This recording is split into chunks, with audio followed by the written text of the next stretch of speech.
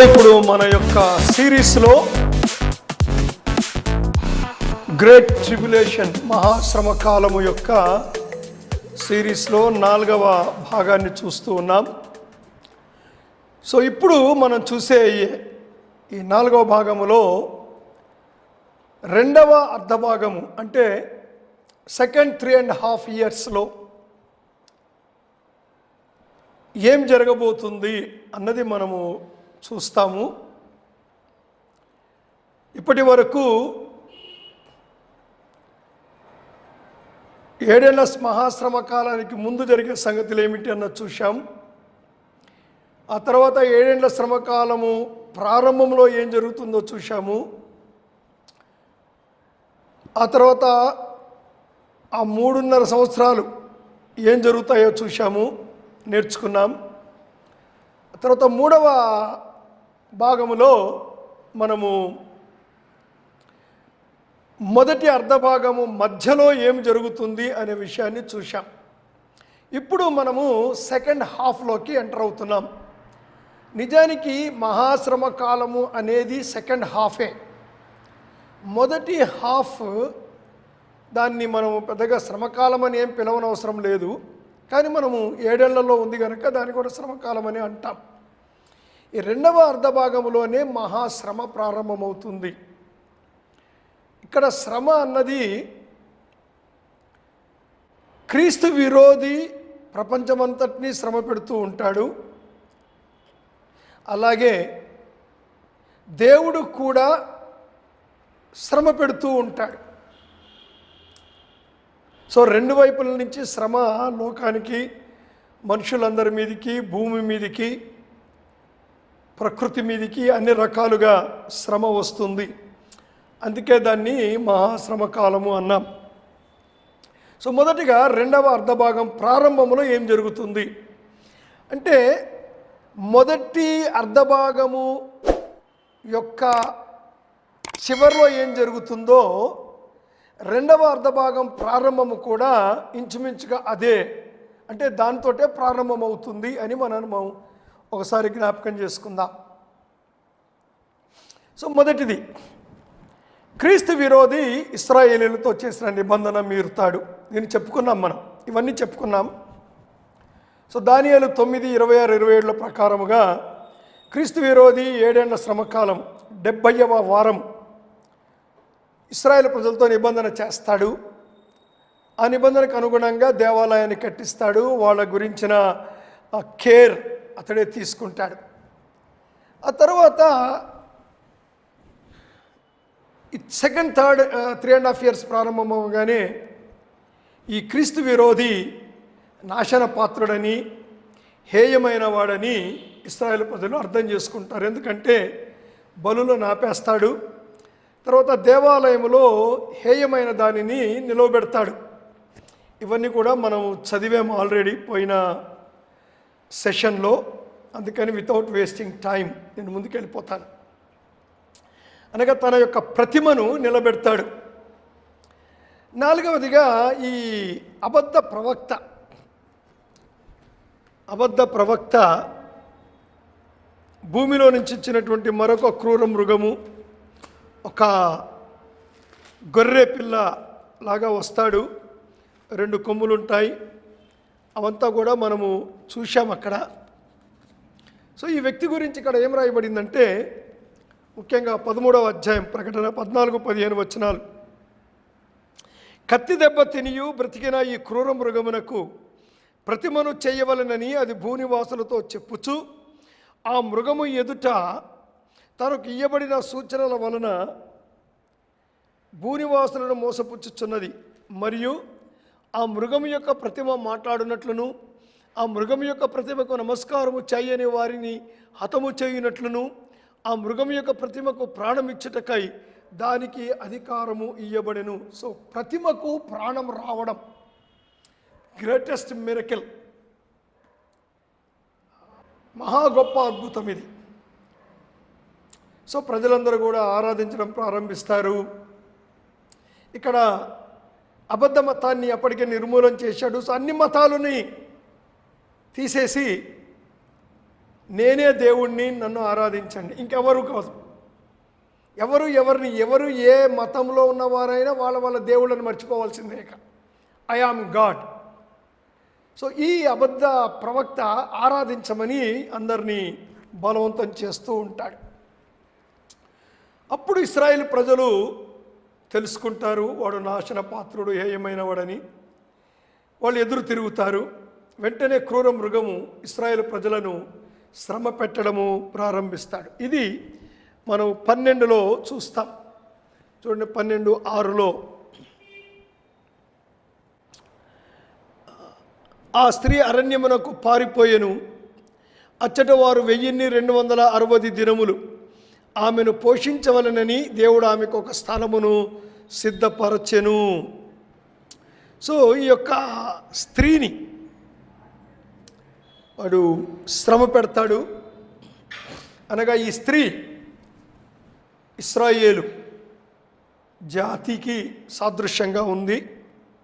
ఎలాగైతే 24 పెద్దలు సంఘానికి సాదృశ్యంగా ఉన్నారో, ఈ సూర్యుని 12 నక్షత్రాలను ధరించుకున్నటువంటి స్త్రీ, సూర్యుడు చంద్రుడు 12 నక్షత్రాలు ధరించుకున్న ఈ స్త్రీ ఇశ్రాయేలు జాతికి సాదృశ్యంగా ఉంది. అప్పుడు దేవుడు ఈ స్త్రీని అరణ్యంలోనికి పంపించి వేస్తాడు. అందుకే 12:13లో కూడా చదువుతాం. ఆ ఘటసర్పము తాను భూమి మీద పడద్రోయబడి చూచి ఆ మగ శిశువును కనిన స్త్రీని హింసించెను. సో మగ శిశువు అంటే యేసుప్రభువును కనింది ఎవరు? ఇశ్రాయేలు జాతి. కనుక ఆ స్త్రీని హింసిస్తాడు. అదే టైంలో 2 సాక్షుల యొక్క పరిచర్య ప్రారంభమవుతుంది. సో ఈ 2 సాక్షులు ఎవరు అన్నది రకరకాల అభిప్రాయాలు ఉన్నాయి. కనుక దాని గురించి మనం ఎక్కువగా చర్చించుకునే అవసరం లేదు. ఏలియా హానోకులని కొద్దిమంది, ఏలియా మోషేలని మరి కొద్దిమంది. బహుశా వాళ్ళు ఎవరు కాకపోవచ్చు, మరొక 2 ప్రవక్తలు. ఏలియా యొక్క ఆత్మ, మోషే యొక్క ఆత్మ, ఏలియా మోషేల వంటి వారుగా అలాంటి శక్తితో వారు చేసినటువంటి అద్భుతాలు చేస్తూ వీరు తమ పరిచర్యను ప్రారంభిస్తారు అనే దృక్పథం కూడా కొద్దిమందికి ఉన్నది. We are not sure about it. ఇక్కడ ఎవరూ కూడా డాగ్మాటిక్గా మాట్లాడడానికి మనకేమీ అధికారం లేదు. బట్ 2 సాక్షులు అని ప్రకటన గ్రంథం చెప్తుంది. మనం అక్కడ 2 సాక్షుల దగ్గరే మనం సెటిల్ అయిపోవాలండి. ఎవరు అని వాక్యం చెప్పనప్పుడు ఎవరు అని ప్రోబ్ చేసే అధికారము కానీ ఉత్సుకత కానీ మనకు అవసరం లేదు. అది మనం గుర్తుపెట్టుకోవాలి. సో 2 సాక్షులు తమ యొక్క పరిచర్యను ప్రారంభిస్తారు. వారి యొక్క పరిచర్య it is confined to the city of Jerusalem, యెరూషలేం. ఎందుకంటే వాళ్ళు దేవాలయం దగ్గర ఉండే తమ యొక్క పరిచర్యను వాళ్ళు ప్రారంభిస్తారు. ఆ తర్వాత ఇది beginning of the great tribulation. 2వ అర్ధభాగములో మహాశ్రమకాలం యొక్క ప్రారంభం. ఇప్పుడు ఆల్ దీస్ 3.5 years ఈ 2వ అర్ధభాగం అంతా కూడా ఏమి జరుగుతుంది, 2వ అర్ధభాగం అంతా ఏం జరుగుతుంది అంటే ఈ 3.5 సంవత్సరాలు ఏమేమి జరుగుతాయి అన్నది మనం ఇప్పుడు చూద్దాం. సో ఈ సెకండ్ 3.5 yearsలో ఈ 2 సాక్షుల యొక్క అద్భుతమైన పరిచర్య జరుగుతుంది. బట్ కొందరు పండితులు ఇది మొదటి అర్ధభాగంలో జరుగుతాయి అని చెప్పేవాళ్ళు ఉన్నారు. కానీ మనం డీటెయిల్గా స్టడీ చేసినట్లయితే వీళ్ళది 2వ అర్ధభాగం అని మనకు చాలా క్లియర్గా అర్థమవుతుందండి. ఇప్పుడు ఇవన్నీ చెప్పడానికి మనకు టైం లేదు. But they are in the second half. ఆ తర్వాత ఏం జరుగుతుందంటే ఈ అబద్ధ ప్రవక్త యొక్క అద్భుతాలు బోధలకు లోకం మోసపోయి క్రీస్తు విరోధి వెనక వాళ్ళు వెళ్తారు. అదే ఇక్కడ యేసుప్రభు వారు చెప్తారు. మత్తయి సువార్త 24లో యేసుప్రభు వారు చెప్తారు. మనం చదివినట్లయితే 11-12 వచనాలు. అనేకులైన అబద్ధ ప్రవక్తలు వచ్చి పరువులు మోసగించుదురు, అక్రమం విస్తరించడం చేత అనేకుల ప్రేమ చల్లారును అని మాట ఇక్కడ చెప్తాడు. సో లోకం మోసపోతుంది, మరి వాడి వెనక వెళ్తారు. అందుకే 15వ వచనములో, కాబట్టి ప్రవక్త అయిన దానియేలు ద్వారా మత్తయి సువార్తలో చెప్పబడిన మీరు నాశనకరమైన హేయ వస్తువు పరిశుద్ధ స్థలం ముందు నిలుచుట మీరు చూడగానే అని అంటాడు. కనుక 2వ అర్ధభాగంలో ఇది జరుగుతుంది అని మనం అర్థం చేసుకోవచ్చు యేసుప్రభువు చెప్పిన మాటను బట్టి. సో ఇక్కడ 2వ అర్ధభాగంలో ఈ యొక్క అద్భుతాలు, విపరీతమైన అద్భుతాలు జరుగుతుంటాయండి. ఇటు ఇద్దరు సాక్షులు అద్భుతాలు చేస్తూ ఉంటారు దేవుని పక్షంగా, అబద్ధ ప్రవక్త కూడా క్రీస్తు విరోధి కొరకు అద్భుతాలు చేస్తూ ఉంటాడు. So people will be living in great confusion. కానీ ఇద్దరు సాక్షుల యొక్క పరిచర్య యెరూషలేమునకే అది పరిమితమైపోయి ఉంటుందనే విషయాన్ని మనం మర్చిపోకూడదు ఇక్కడ. ఆ తర్వాత క్రీస్తు విరోధి ఈ 666వ ముద్ర వేయడం ప్రారంభిస్తాడు. ఎవరైతే ఈ 666 ముద్ర వేసుకున్నారో వారికే మెడికల్ ఎయిడ్ దొరుకుతుంది, రేషన్ దొరుకుతాయి, వాళ్ళకే రకేనండి. మిగిలిన వాళ్ళందరూ శ్రమను పొందాల్సిందే. సో ఇక్కడ 666 ముద్ర వేసుకొని యూదులు ఉంటారు, 666 ముద్ర వేసుకొని అన్యులు కూడా ఉంటారండి. That we should not forget it. వాళ్ళు కూడా ఉంటారు. అన్యుల్లో కూడా కొద్దిమంది 666 ముద్ర వేసుకొని వాళ్ళు ఉంటారు. సో వాళ్ళకు శ్రమ వస్తుంది క్రీస్తు విరోధి ద్వారా. యూదులలో కూడా కొద్దిమంది వేసుకోరు, కొద్దిమంది వేసుకుంటారు. ఎందుకంటే ఈ అబద్ధ ప్రవక్త అనేవాడు యూదుడు, ఈ అబద్ధ ప్రవక్త అనేవాడు యూదుడు. సో వీడు చేసే అద్భుతాలు ఏంటి? నీటిని రక్తంగా మార్చడము, పైనుండి అగ్ని కురిపించడము. ఆ ఇద్దరు సాక్షులు చేసినట్టు కానీ వీడు కూడా చేస్తాడు. ముఖ్యంగా ప్రతిమను మాట్లాడిస్తాడు. సో యూదులు కూడా కొద్దిమంది ముద్రను వేసుకుంటారు, భ్రష్టులైన యూదులు ఉంటారు. ఎలాగైతే ఇశ్రాయేలు చరిత్ర మొత్తములో భ్రష్టులైన యూదులు ఎలా ఉన్నారో ఇప్పుడు కూడా ఉంటారు. సో ఈ 666 ముద్ర 1,44,000 మంది తమ పరిచర్యను కొనసాగిస్తూ ఉంటారు. సో ఇవన్నీ కూడా సైమల్టేనియస్గా ప్యారలల్గా ఈ 3.5 సంవత్సరాలు జరుగుతూనే ఉంటాయి. సో ఈ ప్యారలల్గా ఈ 4 అంశాలు 3.5 సంవత్సరాలు జరుగుతూనే ఉంటాయి అనే విషయాన్ని మనము జ్ఞాపకం చేసుకుందాం. Now let us talk something about 666. Bible ఏం చెప్తుందంటే ఇది మనుష్యుని సంఖ్య అని చెప్తుందండి. Very clearly the word of God says, 18వ వచనం, బుద్ధిగలవాడు మృగం యొక్క సంఖ్యను లెక్కింపనిమ్ము, అది ఒక మనుష్యుని సంఖ్యయే, ఆ సంఖ్య 666, ఇందులో జ్ఞానము కలదు అంటాడు. సంఖ్యలో జ్ఞానం ఉంది అంటాడు. అది మనుషుని యొక్క సంఖ్య. దీని గురించి చాలామంది చాలా రకాలుగా చెప్పారు. ఆఫ్టర్ లాట్ ఆఫ్ స్టడీ నేను ఒక అభిప్రాయానికి వచ్చాను. అది నేను మీతో చెప్తాను. 7 అనేది దేవుని సంఖ్య, ఇది సంపూర్ణతకు గుర్తు.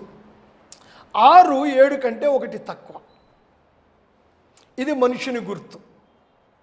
మానవుడు 6వ దినమున సృష్టించబడ్డాడు. So less than God's number, less than 1, less than perfection. So ఇది మనిషి యొక్క గుర్తు. అంతేకాకుండా మనం పాత నిబంధనలో చూస్తే ముఖ్యంగా మనం మర్చిపోవద్దండి, ఈ 7 సంవత్సరాలు they belong to Jewish nation. కాబట్టి యూదుల యొక్క ఆచారాల వ్యవహారాల్లోనికే యూదులు సంఖ్యల్ని ఎలా వాడుకున్నారు అన్న దగ్గరికే మనం వెళ్ళాలి. సో 6 ఏండ్లు బానిసత్వం ఉంటుంది. 6 ఏండ్ల బానిసత్వము అంటే బానిసలు అనేవాళ్ళు 6 ఏండ్లు బానిసత్వం అనుభవించిన తర్వాత 7వ సంవత్సరంలో స్వేచ్ఛను పొందుతారు. అలాగే భూమిని 6 సంవత్సరాలు వరుసగా దున్నాలి, 7వ సంవత్సరం భూమికి స్వేచ్ఛ ఉంది. కాబట్టి 6 అనే సంఖ్యను మనం ఎలా అర్థం చేసుకోవచ్చు అంటే బానిసత్వము, ప్రయాసలతో కూడిన మానవుని సంఖ్య. ఇది ఎలాగంటే పరిశుద్ధుడు పరిశుద్ధుడు పరిశుద్ధుడు అని ఎలాగైతే దేవుని గురించి మాట్లాడుతూ ఉన్నారో 666 పరిశుద్ధుడు పరిశుద్ధుడు పరిశుద్ధుడు, that is God. 666 this is man. So పరిశుద్ధుడు పరిశుద్ధుడు పరిశుద్ధుడు, God's completeness, God's perfection.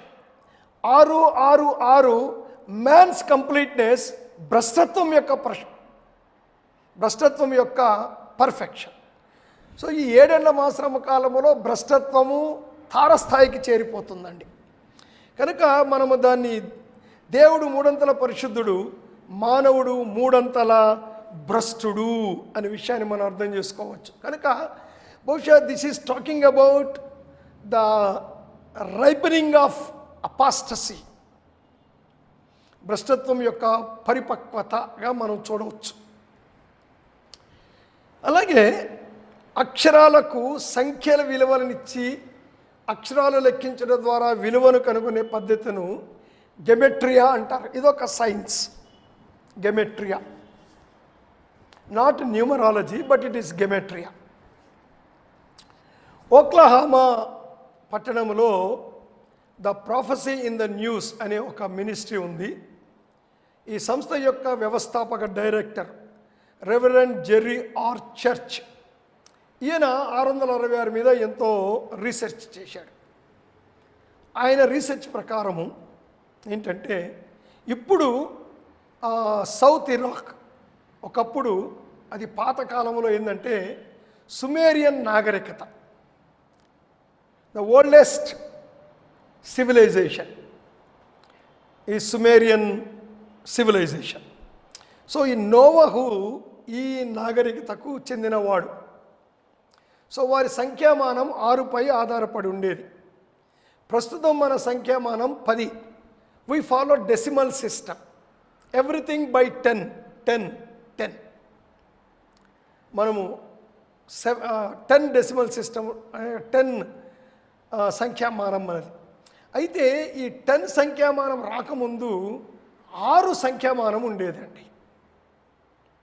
So there number counting will be on 6. Sumerian నాగరికతలు, that is the oldest method of numbering లేదా సంఖ్యామానం. సో కాబట్టి అతి ప్రాచీన సంఖ్యా గణన 6 మీద ఆధారపడి ఉంది. జెర్రీ ఏం చేశాడంటే ఈ ఇంగ్లీష్ అక్షరాలకు సంఖ్య విలువలను ఇచ్చాడు యూజింగ్ 6. అంటే ఎలా అన్నాడంటే, ఏ అంటే 6, బి అంటే 12, సి అంటే 18, డి అంటే 24, ఈ 30, ఎఫ్ 36, జి 42, అలాగా నంబర్స్ ఇచ్చాడు, వాల్యూస్ ఇచ్చాడు. That is gematria. ఇప్పుడు కొన్ని విలువలు చూద్దామని చాలా ఆసక్తికరమైన విషయాలు చెప్పాడు. For example, Lucifer plus hell. So లూసిఫర్లో ఉన్న అన్ని అక్షరాలకు మనం విలువనిస్తే టోటల్ 444. హెల్కు ఉన్నటువంటి ఈ టోటల్ నంబర్స్ ఇస్తే 6 చొప్పున నంబర్లు ఇస్తే 222. So Lucifer plus hell 666. Lucifer plus Hades 666. Devil plus Sheol 666. Devil plus dragon, మహాఘట సర్పం, devil plus dragon 666. Mark of beast, మృగము యొక్క ముద్ర 666. People plus sin 666. గమనించారు ఇవన్నీని? It's a wonderful research by reverend Jerry Church. So క్రూర మృగము తన సంఖ్యను ముద్రించడానికి కంప్యూటర్నే వాడాలి, అంతే కదండి. ఇప్పుడు అంతా కంప్యూటర్నే వాడాలి. కంప్యూటర్ గమనిస్తే C18, O9878 ఇలాగ అన్ని సంఖ్యలు వేసుకుంటూ వెళ్తే కంప్యూటర్ నంబర్ కూడా 666. సో అందుకే అంటాడు, ఈ 666లో జ్ఞానము కలదు అంటాడు. సో కంప్యూటర్లో జ్ఞానం అంతా ఉందండి ఇప్పుడు. So even computer number is 666. So క్రీస్తు విరోధి anti Christ must be A computer genius. So క్రీస్తు విరోధి కంప్యూటర్ జీనియస్ అయి ఉండాలి. తప్పకుండా కంప్యూటర్ మీద ఆధారపడాలండి. దేవుడు సర్వజ్ఞాని, దిస్ ఫెలో ఈజ్ నాట్ సర్వజ్ఞాని, so you should depend on computer. తర్వాత జెర్రీ ఏం చేశాడంటే సిటీస్ మీద తన దృష్టిని పెట్టాడు. సో రోమ్ కదా క్రీస్తు విరోధి అని చెప్పి రోము చూస్తే రోమ్ విలువ 366. ఇలా కాదులే, ఓల్డెస్ట్ యాంటై క్రైస్ట్ దగ్గరికి వెళ్దామని బబులోనికి వెళ్ళాడు. సో ద బాబిలోన్ విలువ 426, మ్యాచ్ అవ్వట్లేదు.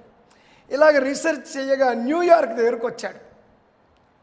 గమ్మత్తుగా న్యూయార్క్ విలువ 666. ప్రస్తుతము యుఎన్ఓ, ప్రపంచ దేశాలన్నిటినీ నియంత్రించే ఐక్యరాజ్య సమితి న్యూయార్క్లోనే ఉంది. ప్రపంచ బ్యాంకర్స్ అంతా ఉండేది న్యూయార్క్లోనే. So New York control countries and New York controls money. Who controls the money, he will control the world. అంతేనండి. మానిటరీ కంట్రోల్ ఎవరి చేతిలో ఉంటుందో మిగిలిన అన్ని సిస్టమ్స్ వాడి చేతిలోనే ఉంటాయి. So he will be controlling the money and the polity both. క్రీస్తు విరోధి. ఇంకొక ఆశ్చర్యకరమైన సంగతి ఏంటంటే ప్రపంచ ఆల్ మనీ ట్రాన్సాక్షన్స్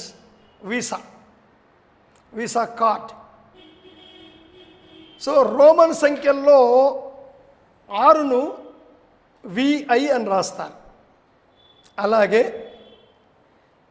6 అనే సంఖ్య, ఈ 6 అని గుర్తించారు చూసారా, 6 అనే సంఖ్య ఇది ఎక్కడి నుంచి వచ్చిందయ్యా అంటే గ్రీక్ అక్షరమైన సిగ్మా. ఈ సిగ్మా, సో ఈ సిగ్మా అనే ఇంగ్లీష్లో ఎస్ అనే అక్షరం, ఇందులో నుంచే 6 వచ్చింది. 6 అనే ఆకారం వచ్చింది సిగ్మాలోనే. సో ఇదొక 6, ఎస్ ఇదొక 6, ఏ విలువ 6. So Visa is 666. So the whole monetary control will go into 666. So ఇక్కడ 666 అనేది ఒక సిస్టమా? Is it a system or is it a number? మనం సరిగ్గా ఏం చెప్పలేమండి. Maybe number, maybe system, or maybe both. 2 కూడా అయి ఉండే అవకాశం ఉంది. అంటే 666 అనే వేస్తాడా? లేకపోతే కొద్దిమంది కామెంటర్స్ ఏమంటే 666 అంటే 18 digit number. 18 digit number. For example ఇప్పుడు మన ఆధార్ కార్డు ఉందనుకోండి, ఇప్పుడు మన పోస్టల్ పిన్ కోడ్ ఉంది, స్టేట్ ఏంటో చెప్తుంది ఒక సంఖ్య. ఇప్పుడు మన బ్యాంక్ నెంబర్ ఉంది, ఇప్పుడు కొత్తగా ఇచ్చిన bank account numbers with IFSC code కలిపితే ఆ బ్యాంక్ నెంబర్ని బట్టి జోషి ఎవరో తెలిసిపోతుందండి. జోషి ఎవరు, ఎక్కడుంటాడు. ఇప్పుడే ఇంత ఉన్నప్పుడు 666 అనేది ఒకవేళ if I'm not sure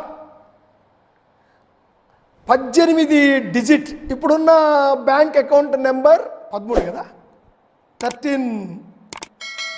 13 numbers. IFSC కోడ్లో 6, 7 అక్షరాలు నెంబర్లను కలిపితే depending on the bank 5 to 7 numbers digits వరకు వస్తుంది. మేబీ కొద్దిమంది అలా చెప్పేవాళ్ళు కూడా ఉన్నారు. We're not sure of anything అండి, we're not sure of anything.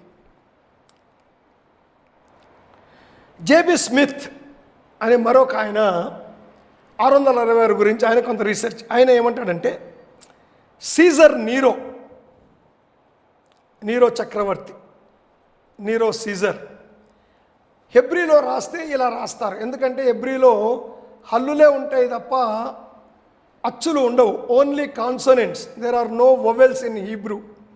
కనుక సిజర్ నీరోను ఎబ్రిలలో రాసి KSRNRON వీటికి విలువనిస్తే 666. సో ఆ రోజుల్లో సిజరే క్రీస్తు విరోధేమో అనే భావనలో ఉన్నారు ప్రజలు. అలాగే రోమా సంఖ్యల్లో ఎక్కువగా వాడబడేది IVXLCD. ఆ తర్వాత ఎమ్ముకి విలువ ఇచ్చారు. బిగినింగ్లో లేదు, ఎమ్ముకి విలువ లేదు. సో 1 అంటే 5, 1 అంటే I అంటే 1, V అంటే 5, X అంటే 10, L అంటే 50, C అంటే 100, D అంటే 500. వీటి టోటల్ కూడా 666. సో క్రీస్తు విరోధి యొక్క number, Latin number 666. That fellow is from Rome. ఇంకొక విషయం, ఆసక్తికరమైన సంగతి, ముఖ్యంగా మార్టిన్ లూథర్ కానీ లేకపోతే కాల్విన్ కానీ ఆ రిఫర్మేషన్ టైములో ఉన్నటువంటి థియాలజియన్స్ యొక్క ఒపీనియన్ ఏంటంటే, పోపు కిరీటం మీద వికారిస్ ఫెలిడై అని లాటిన్ భాషలో ఉంటుంది. దాని అర్థం ఏంటంటే substitute for the Son of God. ఎంత పాపమండి ఇది! Is Pope substitute for the Son of God? అంటే దేవుని కుమారునికి బదులుగా పోప్ ఉన్నాడా? పోప్ అదే క్లెయిమ్ చేస్తున్నాడు. Pope is claiming that is the substitute for the Son of God. Pope కిరీటం మీద అక్షరాలు ఉంటాయండి, వికారిస్ ఫెలిడై అంటే substitute for the Son of God అని దాని మాట. వికారియస్ అంటే సబ్స్టిట్యూట్, ఫెలి అంటే సన్ ఆఫ్, డై అంటే దేవుడు. అనగా యేసు ప్రభు యొక్క స్థానాన్ని పోపు తీసుకున్నాడు. ఇప్పుడు పోపు కిరీటం మీద ఉన్న లాటిన్ అక్షరాలలో VIC, మళ్ళీ I, మళ్ళీ V, మళ్ళీ I, మళ్ళీ IIDI. సో ఈ అక్షరాలన్నిటికీ మనము విలువనిస్తే 666. కాబట్టి పోపే క్రీస్తు విరోధి అనే ఒక అండర్స్టాండింగ్ ఉంది, ముఖ్యంగా రిఫర్మేషన్ టైములో. అందుకనే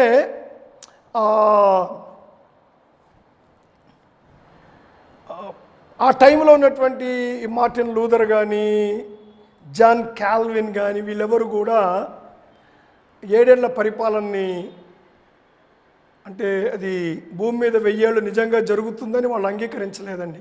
వాళ్ళు ఎమ్మెలినిస్ట్స్, అంటే ఆత్మీయంగా 1000 ఏళ్ల పరిపాలన గురించి మాట్లాడారు వాళ్ళు. ఆ టైంలో వాళ్ళ అభిప్రాయం అది. ఎందుకంటే పోపు మీద జయం వచ్చి రోమన్ క్యాథలిక్ పక్క నుంచి ప్రొటెస్టెంట్లు వచ్చి సంఘము లిబరేట్ అయింది. So church as one the antichrist అని ఈ అర్థంలో వాళ్ళు మాట్లాడుకొచ్చారు. So JN Darby is great man of God and theologian. ఇప్పుడు మనం అనుకునే డిస్పెన్సేషనలిజం, డార్బీ దానికి ఆద్యుడు. జేఎన్ డార్బీ ఈయన ఏమంటాడంటే 666ను అర్థం చేసుకోవడానికి నా జ్ఞానము చాలదు, ఈ సంఖ్యను గురించిన సంతృప్తి అవగాహనను నేను కలిగించలేను. Such a great theologian. బహుశా భ్రష్టత్వం అయి ఉండవచ్చును అని అంటాడు. So I personally go with JN Darby. Okay, మళ్ళీ మనం టాపిక్ దగ్గరికి వద్దాం. కొద్దిమంది నన్ను ఒక ప్రశ్న అడిగారు. ఆధార్ కార్డు వచ్చిన కొత్తలో కొద్దిమంది నాకు ఫోన్లు చేశారు. బ్రదర్ 666 ఇదేనా అని అడిగారు. ఖచ్చితంగా కాదు. Aadhaar number is not 666, but 666 number అనేది ఎలా ఉండబోతుందో, అది ఏమి చెయ్యగలదో ఆధార్ కార్డు ద్వారా మనం అర్థం చేసుకోవచ్చు. అలాగే అమెరికాలో సోషల్ సెక్యూరిటీ నెంబర్ అని ఇలాగా ఉన్నాయి.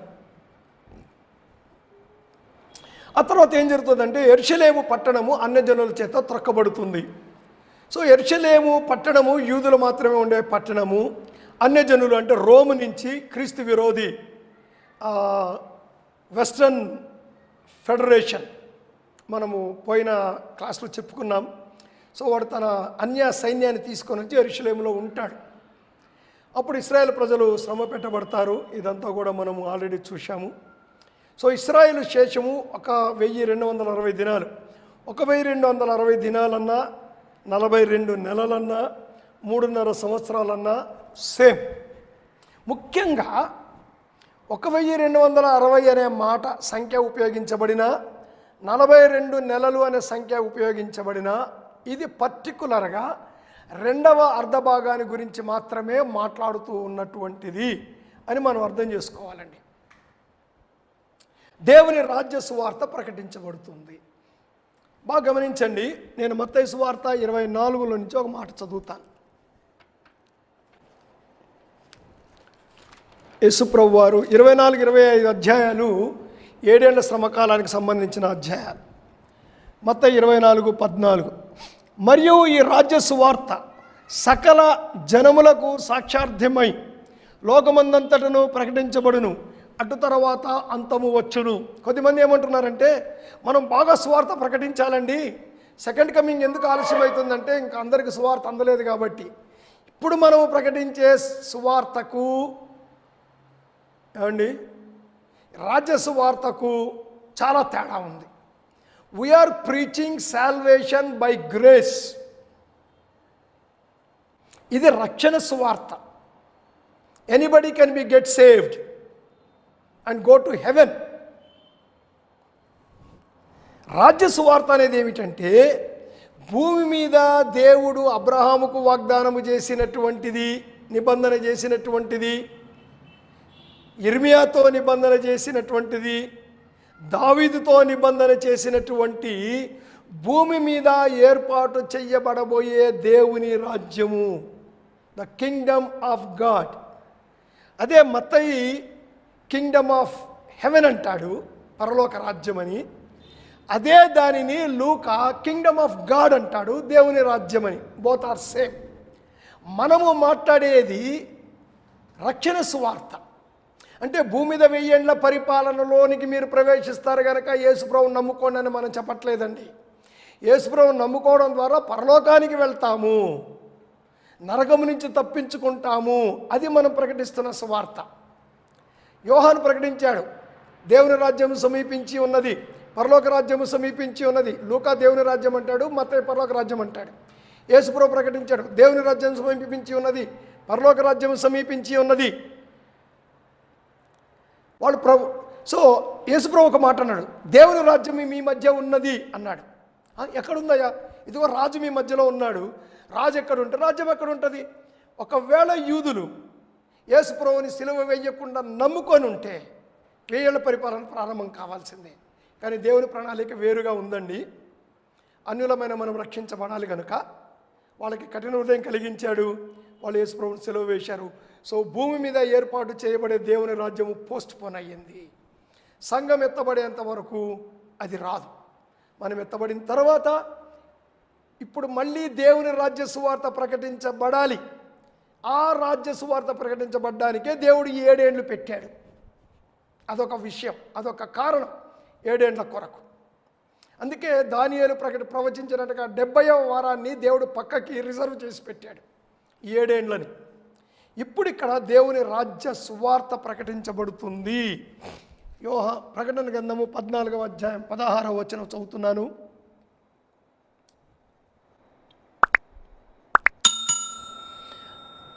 మేఘం మీద ఆసుడై ఉన్నవాడు తన కొడవలి భూమి మీద వేయగా భూమి పైరు కోయబడెను. సో లాట్ ఆఫ్ సువార్త ప్రకటించబడుతూ ఉంది. 6వ వచనం మరి ముఖ్యంగా, అంటే యాక్చువల్గా ఇక్కడ ఉగ్రత గురించి మాట్లాడుతున్నాడు. 6వ వచనం చూస్తాము. అప్పుడు మరి ఒక దూతను చూచి తిని, అతడు భూనివాసులకు అనగా ప్రతి జనమునకును ప్రతి వంశములు, భూనివాసులందరికీ, ప్లీజ్ నోట్, ప్రతి జనానికి ప్రతి వంశమునకు ఆయా భాషను మాట్లాడు వారికి ప్రతి ప్రజకు ప్రకటించినట్లు నిత్య సువార్త తీసుకొని ఆకాశ మధ్యమున ఎగురుచుండెను. దేవదూతలు ప్రకటిస్తున్నారండి సువార్త. ఇప్పుడు సంఘమే ప్రకటిస్తుంది. 7 ఏళ్ల శ్రమ కాలంలో చివరి 3.5 సంవత్సరాల్లో దేవదూత ప్రకటిస్తూ ఉంది. That shows so many are going to be get saved. ఎందుకంటే 1000 ఏళ్ల పరిపాలనలో యూదులు ప్రవేశించాలి, అన్యజనులు కూడా ప్రవేశించాలి. భూమంతా దేవుని రాజ్యం ఉంటుంది. సో దూత ప్రకటిస్తున్నాడండి, మనం ప్రకటించట్లేదు. సంఘం ఎత్తబడి వెళ్ళిపోయింది, మనం లేము. సో మనం ఇప్పుడు ప్రకటిస్తున్న సువార్త వేరు, వాళ్ళు ప్రకటించే సువార్త ఏమిటి? ఇదిగో 1000 ఏళ్ల పరిపాలన రాబోతుంది, యేసుప్రభు యొక్క రాజ్యం రాబోతుంది, కనుక యేసుప్రభునందు మీరు విశ్వాసం ఉంచండి, అది అక్కడ ప్రకటించే సువార్త. సో దేవుని రాజ్యము సువార్త ప్రకటించబడుతూ ఉంది.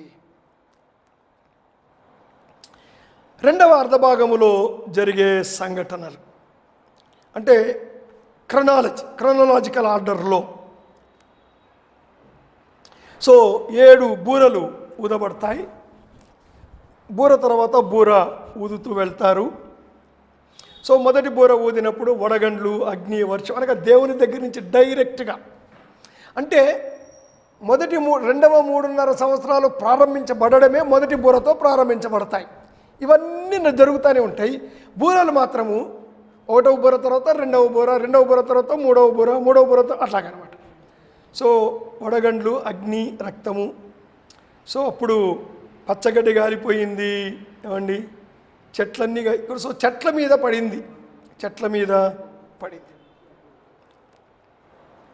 2వ బూర ఊదినప్పుడు దేవుని ఉగ్రత సముద్రం మీద పడింది. సో దేవుడు పచ్చడి చెట్లకు, తర్వాత సముద్రము 3వ భాగము నాశనం అయిపోయింది. 3వ భాగము ఓడలు. ప్రపంచంలో జరిగే బిజినెస్ అంతా సముద్రం మీదే జరుగుతుందండి. ఏరోప్లేన్లలో కాదు, గూడ్స్ రైళ్ళు కాదు, లారీలు కాదు. ఇదంతా చాలా తక్కువ. The major commerce is on the sea. కనుక సీ మీద దేవుడు ఉగ్రత చేశాడు. సో 3వ భాగం అంటే కామర్స్ పడిపోయిందండి. కామర్స్ పడిపోయింది, డబ్బులు, బిజినెస్ నాశనం అయిపోయింది. ప్రజలు సముద్రం మీద ఆధారపడి బ్రతుకుతున్నారు, చేపలు తిని. రాబోయే రోజుల్లో చేపలే తిని బతకాలట శాస్త్రజ్ఞులు చెప్తున్నారు. 3వ బూర ఊదినప్పుడు మంచినీళ్ళ మీద దేవుడు తన యొక్క ఉగ్రతను చూపిస్తాడు. సో మంచినీరు దొరకదు. మంచినీరు దొరకకపోతే పంటలు పండవు, ఆరోగ్యం ఉండదు, మందులు, మెడిసిన్స్ తయారు కావు. For everything we need water. మంచినీళ్ళు నాశనం అవుతాయి. అందుకే మహాశ్రమ కాలం అది. 4వ బూర ఊదినప్పుడు దేవుడు నక్షత్రాలు సూర్యుని మీద వేస్తాడు, అనగా చీకటి కమ్ముతుంది. మీకు అంతా నోట్స్ ఉందండి, you can read it. So Babel గోపురం దగ్గర నక్షత్ర ఆరాధన ప్రారంభించబడింది. అక్కడి నుంచి ఇక్కడి దాకా ఈ అబద్ధ మతం బాబేలు గోపురం దగ్గర ప్రారంభించబడి కంటిన్యూ అవుతూనే ఉంది. సో దేవుడు దాని మీద తన తీర్పును తీర్చాడు. మనిషి వేటినైతే నమ్ముకుంటూ వచ్చాడో వాటన్నిటి మీద దేవుడు తీర్పు తీరుస్తూ వచ్చాడు. 5వ బూర ఊదినప్పుడు ఇది చాలా కొంత టైం తీసుకోవాలి నేను.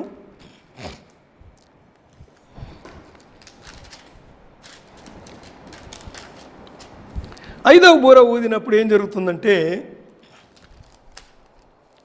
9వ అధ్యాయంలో చదువుతాం మనం. ఇక్కడ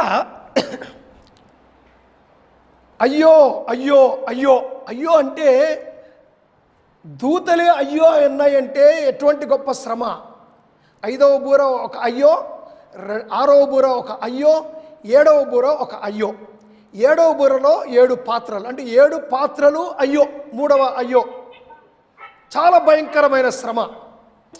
సో ఇక్కడ ఏం జరిగిందంటే మీరు తర్వాత చదువుకోండి, నేను మీకు నోట్స్ ఇచ్చాను, వచనాలు కూడా ఉన్నాయి. ఇక్కడ దేవుడు దూతలను, పాతాళపు దూతలను దేవుడు వదిలాడు. 5వ బూర దూత ఊదినప్పుడు అగాధం యొక్క తాళము చెవి. అతడు అగాధము తెరవగా పెద్ద కొలిమిలో నుండి పడిపోయిన దూతలు బయటకు వచ్చాయి. సో ఇవి పాతాళపు దూత వాటి మీద రాజుగా ఉన్నాడు. ఇవి స్త్రీలాగా కనపడుతున్నాయి, గుర్రాల్లాగా కనపడుతున్నాయి, తేళ్లలాగా కనపడుతున్నాయి. ఏమండి, రకరకాలుగా ఆకారాలతో ఇవి వస్తున్నాయి. ఇవి పాతాళంలో దేవుడు బంధించిన దూతలు.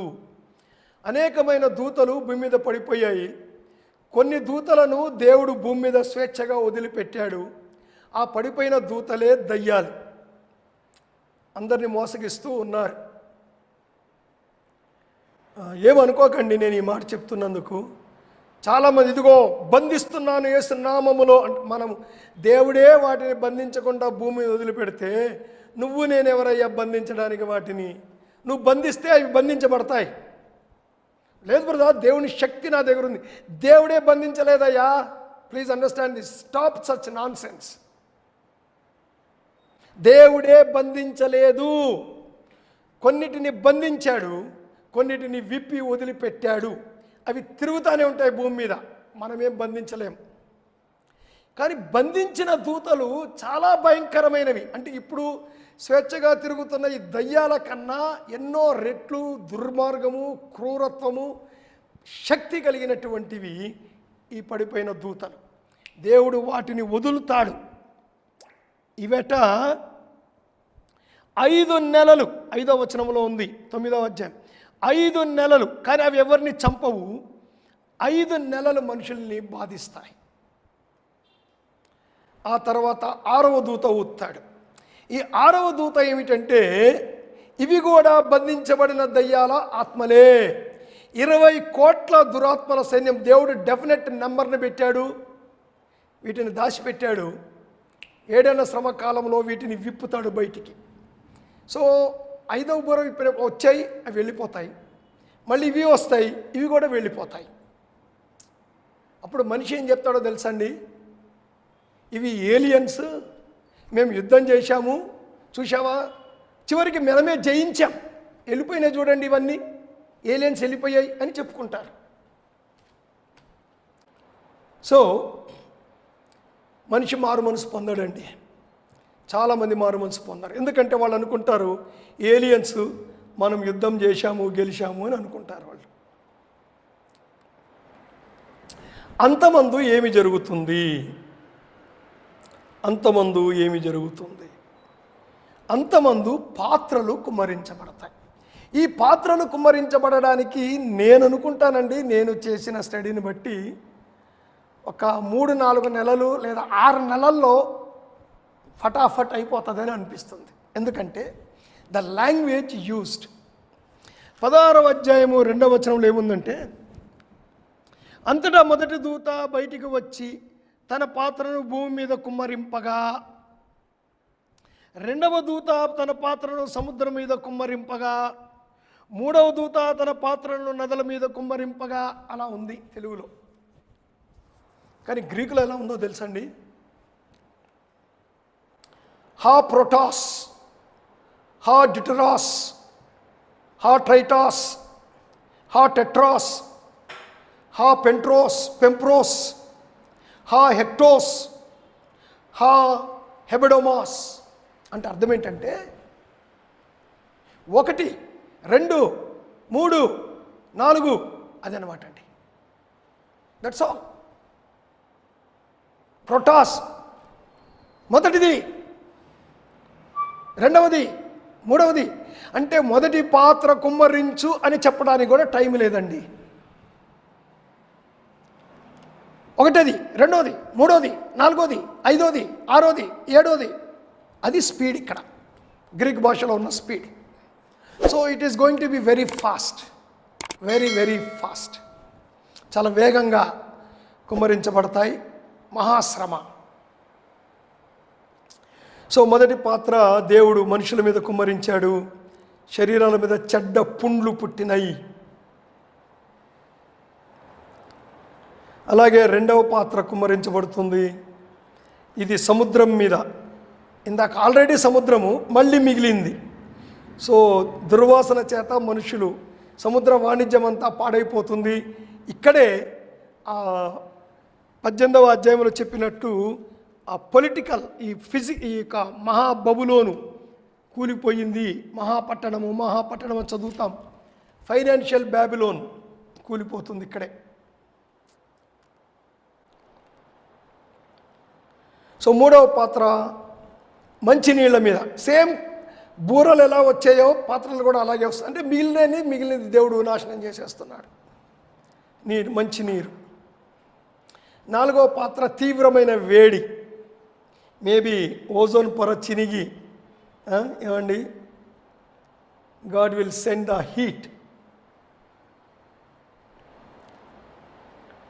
ఆ తర్వాత ఇప్పుడు క్రూర మృగం యొక్క సింహాసనం మీద డైరెక్ట్గా 5వ పాత్ర కుమ్మరిస్తాడు. సో అప్పుడు ఎక్కువ చెడ్డ పుండ్లు, చాలా చీకటి, ఇన్ని వస్తాయండి ఒకేసారి. సో చాలా భయంకరమైన, అంటే క్రీస్తు విరోధి మీద కూడా దేవుడు తన ఉగ్రతను కుమ్మరించడం ప్రారంభించాడు. 6వ పాత్ర కుమ్మరించబడినప్పుడు 2 విషయాలు జరుగుతాయి. ఒకటి, యూఫ్రటీస్ మహానది ఎండిపోతుంది. రెండవది, అపవిత్రమైన ఆత్మలు భూమి మీద విపరీతంగా సంచరించడము ప్రారంభిస్తాయి. సో యూఫ్రటీస్ నది ఎందుకు ఎండిపోవాలి అంటే హెర్మగెద్దోను యుద్ధం కొరకు సైన్యం రావాలి.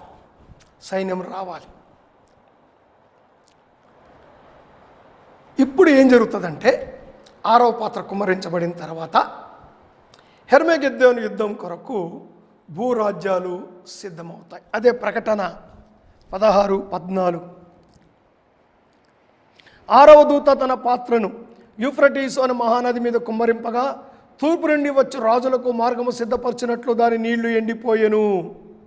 మరియు ఆ ఘటసర్పము నోట నుండి, క్రూర మృగము యొక్క నోట నుండి, అబద్ధ ప్రవక్త నోట నుండి కప్పల వంటి 3 అపవిత్రాత్మలు, అవి సూచనలు చేయు దయ్యముల ఆత్మలే, అవి సర్వాధికారి అయిన దేవుని మహాదినమున జరుగు యుద్ధమునకు లోకమందు ఉన్న జనులను ప్రోగు చేయవలనని వారి యొద్దకు బయలు వెళ్ళెను. హెబ్రీ భాషలో హెర్మగిద్దోను అనే చోటుకు వారిని పోగు చేసెను. All right. సో ఇక్కడ రాయబడింది ఏంటంటే హెర్మగిద్దోను యుద్ధము కొరకు ఈ దూతలు, అపవిత్రమైన దూతలన్నీ బయటకు వచ్చాయి కదా, అపవిత్రమైన ఆత్మలు, ఇవి ప్రపంచమంతా వెళ్ళి హెర్మగిద్దోను యుద్ధం కొరకు భూరాజ్యాలను సిద్ధపరుస్తున్నారు. సో దక్షిణ రాజు వస్తాడు ఇప్పుడు, దానియేలులో చెప్పినట్టుగా, అతడే ఐగుప్తు. సో సదరన్ కన్ఫెడరేషన్, దక్షిణ సంకీర్ణ సైన్యము ఉత్తర సంకీర్ణ సైన్యం మీదికి, మరియు ఈ ఉత్తర సంకీర్ణ సైన్యం ఎవరు? Russian confederation. పోయిన క్లాస్లో చెప్పుకున్నాం. సో వీడు కలిసి క్రీస్తు విరోధి మీదకి యుద్ధానికి వస్తారు. ఎందుకంటే క్రీస్తు విరోధి అందరినీ శ్రమ పెడుతూ ఉన్నాడు. క్రీస్తు విరోధి యెరూషలేములో ఉన్నాడు. వీళ్ళందరికీ కూడా మృత సముద్రం కావాలి.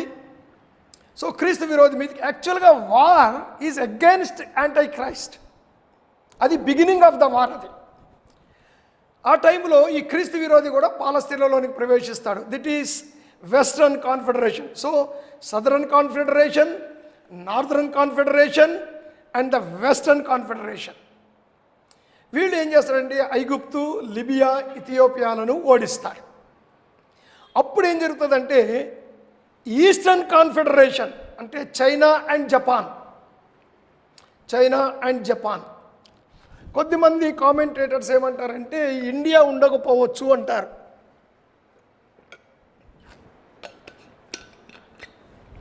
ఇండియా మే సపోర్ట్ ఇజ్రాయెల్ అని ఒక ఆలోచన ఉంది కొద్దిమందికి, వీ డోంట్ నో. కానీ ఖచ్చితంగా ఇక్కడ ఈస్ట్ అంటే ఇండియా మాత్రం కాదండి, China and Japan mostly, specially Japan. So ఇవి తర్వాత మళ్ళీ పశ్చిమ సంకీర్ణ more army of anti Christ, పశ్చిమ సంకీర్ణ సైన్యాలు అనేది యాంటై క్రైస్ట్కి సంబంధించినవి. సో ఇవి పాలస్తీనాలో ప్రవేశిస్తాయి. సో ఇప్పుడు eastern confederation, southern confederation, northern confederation and western confederation. So east, west, north south, ఇన్ని దేశాలు వస్తాయి. కానీ ఇక్కడ ఏం జరుగుతుందంటే వీళ్ళందరినీ వీడి తన కంట్రోల్కి తెచ్చుకుంటాడు. సో ఇప్పుడు సెకండ్ కమింగ్, వీళ్ళందరూ కూడా యేసు ప్రభువుకు విరోధంగా యుద్ధానికి రెడీ అవుతారు. బట్ ఫ్రాక్షన్ ఆఫ్ సెకండ్లో యుద్ధం అయిపోతుందండి. యేసు ప్రభుతో యుద్ధం కదా, తన ముఖ శ్వాస చేత వారిని అంతము చే. సో ఇక్కడ రాజకీయ వాణిజ్య బబులోను కూలిపోతుంది. 2 సాక్షులు కూడా చనిపోతారు. క్రీస్తు విరోధి వాళ్ళని చంపుతాడు. వీళ్ళు పునరుద్ధానమై పైకి వెళ్ళిపోతారు. అప్పుడే 7వ పాత్ర కుమ్మరించబడుతుంది, పెద్ద భూకంపం వస్తుంది. సో సెకండ్ కమింగ్, వీళ్ళు వెళ్ళిపోవడము, భూకంపం రావడము, అప్పుడు సెకండ్ కమింగ్ జరగడము. హెర్మగెద్దోని యుద్ధం అంటే పెద్ద యుద్ధమేం కాదండి. హెర్మగెద్దోని యుద్ధం ఏంటంటే ఈ రాజులందరికీ జరిగే యుద్ధం, అది హెర్మగెద్దోని యుద్ధం. లాస్ట్ క్లైమాక్స్ యేసుప్రభు వస్తాడు, తన ముఖ శ్వాస చేత వారిని అంతం చేస్తాడండి. సెకండ్స్లో అది అయిపోతుంది. ఇక్కడ ఏమవుతుందంటే యూదులు యెరూషలేములో నుంచి పారిపోతారు. దేవుడు వీరిని భద్రపరుస్తాడు. ఎందుకంటే యుద్ధం జరిగేది యెరూషలేములో, మెగిద్దో అనే ప్రాంతంలోనే చాలా యుద్ధాలు జరిగాయి. చాలా యుద్ధాలు మెగిద్దోన్లోనే జరిగాయి. గ్రేట్ వరల్డ్ వార్స్ అన్నీ కూడా. సో అప్పుడు యెరూషలేములో యెరూషలేము నాశనమైపోతుంది. భూకంపం కూడా వస్తుంది కదా. ఇప్పుడు బొస్రాలో క్రీస్తు విరోధి సైన్యాలు కూడతాయి. యేసు ప్రభు యొక్క ద్వితీయ ఆగమన సూచనలు ఆకాశములో కనపడతాయి. సో ద సెకండ్ కమింగ్, అప్పుడు భూకంపము, మహాభూకంపం, మేబీ ఇవన్నీ కూడా సైమల్టేనియస్గా ఒకేసారి జరిగే సంగతులండి. ఏది ముందు ఏది వెనకన్నది మనం అంత ఖచ్చితంగా చెప్పలేము, బట్ ఆల్ సైమల్టేనియస్లీ. అప్పుడు యెరూషలేము యొక్క నైసర్గిక స్వరూపము మార్చబడుతుంది. నేను కొద్దిగా చదువుతాను గట్టిగా సాధ్యమైనంత వరకు. ప్రసిద్ధ 7వ పాత్ర కుమ్మరించగా సమాప్తమైనదనే స్వరము వచ్చెను, మహాభూకంపము కలిగెను, ప్రసిద్ధమైన మహాపట్టణము 3 భాగములాయను. 3 భాగాలైంది యెరూషలేము పట్టణము. అన్యజనుల పట్టణములు కూలిపోయెను. సో ఇక్కడ ప్రసిద్ధమైన మహాపట్టణం అనగా యెరూషలేము 3 ముక్కలయ్యింది. జకర్యా కూడా అదే చెప్తాడు. జకర్యా గ్రంథము 14వ అధ్యాయం 5 నుంచి 11 ఇలా ఉంది. కొండల మధ్య, అప్పుడు యేసుప్రభు వచ్చి ఒలీవల కొండ మీద తన కాలు పెట్టినప్పుడు ఆ కొండ చీలిపోతుంది. సో అక్కడ ఏం జరుగుతుందంటే ఆ దినమున యెరూషలేము ఎదుటనున్న తూర్పు తట్టున ఒలీవ కొండ మీద ఆయన పాదములుంచగా ఒలీవ కొండ తూర్పు తట్టుకు పడమటి తట్టుకు నడిమికి విడిగిపోయి సగము కొండ ఉత్తరపు తట్టుకు సగము కొండ దక్షిణ తట్టుకు జరిగి విశాలమైన లోయ ఏర్పడుతుంది. ఇక్కడే తీర్పు జరుగుతుంది. యూదులకు, బ్రతికున్న అన్యజనులకు, 666 ముద్ర వేసుకున్న వాళ్ళందరికీ తీర్పు జరుగుతుంది. సో అక్కడంతా పారిపోతారు. 8, ఆ దినమున జీవజలములు యెరూషలేములో నుండి పారి సగము తూర్పు సముద్రము సగము పడమటి సముద్రం నుండి వెళుతుంది. ఆ తర్వాత 11వ వచనం, పట్టణము ఎత్తుగా కనబడును, జనులు అక్కడ నివసింతురు, శాపమికను లేదు, యెరూషలేము నివాసులు నిర్భయముగా నివసింతురు, పట్టణము ఎత్తుగా కనబడును. సో యెరూషలేము పట్టణము యొక్క నైసర్గిక స్వరూపం మారిపోతుంది. నైసర్గిక స్వరూపం మారిపోయి యెరూషలేము పట్టణం పైకి లేస్తుంది ఇలాగా, because it is going to rule the world. అది అక్కడ జరుగుతుంది. సో భూలోక సైన్యాలు వచ్చి యేసు ప్రభు నాశనం చేస్తాడు భూలోక సైన్యాల్ని. క్రూర మృగము, అబద్ధ ప్రవక్త ప్రాణాలతో అగ్నిగుండములో వెయ్యబడతారు.